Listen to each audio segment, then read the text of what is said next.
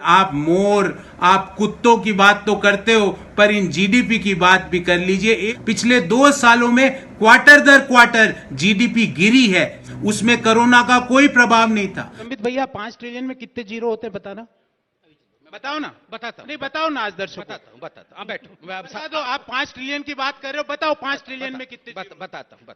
आप सुनो। आज बताओ एबीपी न्यूज के दर्शकों को संबित पात्रा जी का ज्ञान, 5 ट्रिलियन में कितने जीरो होते हैं। चलिए, आपने सवाल पूछा ना, आपने सवाल पूछा, जवाब देता हूं ना। मैं जवाब देता हूं। देख लेना आपने 5 ट्रिलियन जीरो नहीं पता 5 ट्रिलियन में कितने होते हैं, बता दे तो मेरा चैलेंज है इनको। आज बिजनेस तबाह हो गए, जो किसान अन्नदाता था वो भूखा मर रहा है, जो मकान बनाता था कारपेंटर उसके पास मकान नहीं है, और जो बुनकर कपड़े बुनता था हमारे लिए वो नंगा खड़ा है। मोदी साहब नंगा खड़ा है। लोगों की नौकरियां जा रही है, सर्विस सेक्टर डीग्रो कर रहा है, लोगों की सैलरी में कटौती की जा रही है। इसके लिए सरकार को, सरकार के नुमाइंदों को मोर के साथ नहीं, सॉफ्टवेयर इंडस्ट्री के जो चैंपियंस हैं उनके साथ बैठक करनी पड़ेगी। नमस्कार साथियों, आज सरकार ने वित्तीय वर्ष 2020-21 के पहले क्वार्टर की जीडीपी की घोषणा की। ध्यान रहे 1996 से जब से क्वार्टरली जीडीपी के घोषणा का आरंभ किया गया, जब से लेकर आज तक ये जीडीपी की सबसे बड़ी गिरावट है। आज जीडीपी ग्रो नहीं करी है। क्वार्टर 1 ऑफ फाइनेंशियल ईयर 2021 में जीडीपी ग्रोथ नहीं हुई है, डी ग्रोथ हुई है -23.9% की। ध्यान रहे, इस 23.9% की डी ग्रोथ में एमएसएमई और इनफॉर्मल इकोनॉमी को अभी तक नहीं जोड़ा गया है। देश के सारे एक्सपर्ट्स का ऐसा मानना है कि यदि हम एमएसएमई और इनफॉर्मल इकोनॉमी, जो कि लॉकडाउन में सबसे बुरी तरह से प्रभावित हुए हैं, अगर उनको भी हम जोड़ लें तो ये जीडीपी की डी ग्रोथ जो आज -23.9% सरकार बता रही है, ये -30 से -35% पर जाके गिरेगी। साथियों, सवाल ये उठता है कि ऐसा क्यों हुआ? ये एक्ट ऑफ गॉड के कारण नहीं हुआ, क्योंकि इससे पिछले क्वार्टर में भी जीडीपी 3.1% पर आके गिर चुकी थी, उसमें कोरोना का कोई प्रभाव नहीं था। पिछले 2 सालों में क्वार्टर दर क्वार्टर जीडीपी गिरी है, सिवाय एक क्वार्टर के जिसमें 0.1% की वृद्धि दर्ज की गई है।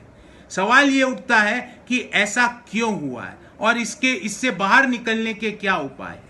इसको समझने के लिए हमें इकोनॉमी को 2 भागों में विभाजित करना होगा, urban economy, rural economy. Urban economy में सेंटीमेंट्स के, पॉजिटिव सेंटीमेंट्स का बहुत बड़ा अभाव है। लोगों की नौकरियां जा रही है, सर्विस सेक्टर डीग्रो कर रहा है, लोगों की सैलरी में कटौती की जा रही है, वहां पे पॉजिटिव सेंटीमेंट्स का संचार करना पड़ेगा। और रूरल इकोनॉमी जो आज अर्बन इकोनॉमी से बेहतर कर रही है, क्योंकि जिस चीज का माननीय प्रधानमंत्री जी संसद में खड़े होकर मजाक उड़ाया करते थे, मनरेगा का, आज उसी के कारण rural economy marginally urban economy से बेटर कर रही है। तो अब इससे बाहर निकलने का क्या उपाय है? इससे बाहर निकलने के 4 उपाय हैं। नंबर 1, अर्बन इकोनॉमी में और सर्विस सेक्टर में पॉजिटिव सेंटीमेंट्स का सृजन करना पड़ेगा। इसके लिए सरकार को, सरकार के नुमाइंदों को मोर के साथ नहीं, सॉफ्टवेयर इंडस्ट्री के जो चैंपियंस हैं उनके साथ बैठक करनी पड़ेगी। उनको कॉन्फिडेंस में लेना पड़ेगा, कैसे नई जॉब्स का क्रिएशन होगा सर्विस सेक्टर में, इसका ब्लूप्रिंट देना होगा देश को। और जो जॉब लॉस हुआ है उन लोगों को डायरेक्ट कैश सपोर्ट करके एक पॉजिटिव कम्युनिकेशन देना पड़ेगा। दूसरा, रूरल इकोनॉमी में लॉन्ग टर्म सॉल्यूशंस आपको डिजाइन करने पड़ेंगे। उसके लिए आपको इकोनॉमिस्ट्स की बात करनी पड़ेगी, किस तरह रूरल सेक्टर में इन्वेस्टमेंट को बढ़ाया जाए, public investment as well as private investment को किस तरह रूरल सेक्टर में डालने के लिए प्रेरित किया जाए, इसकी योजनाएं बनानी पड़ेगी।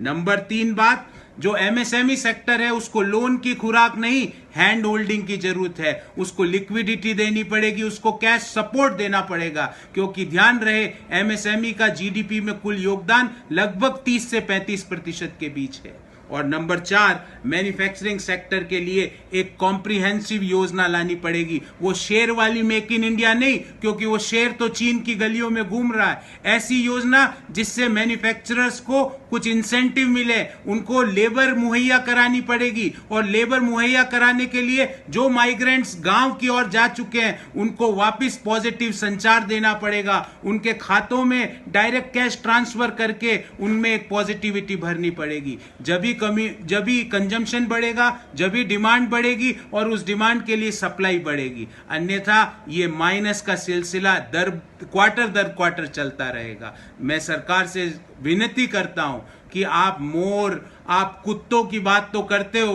पर इन जीडीपी की बात भी कर लीजिए। एक बार पूरी मन की बात सिर्फ जीडीपी के ऊपर और इकोनॉमी के ऊपर कर लीजिए।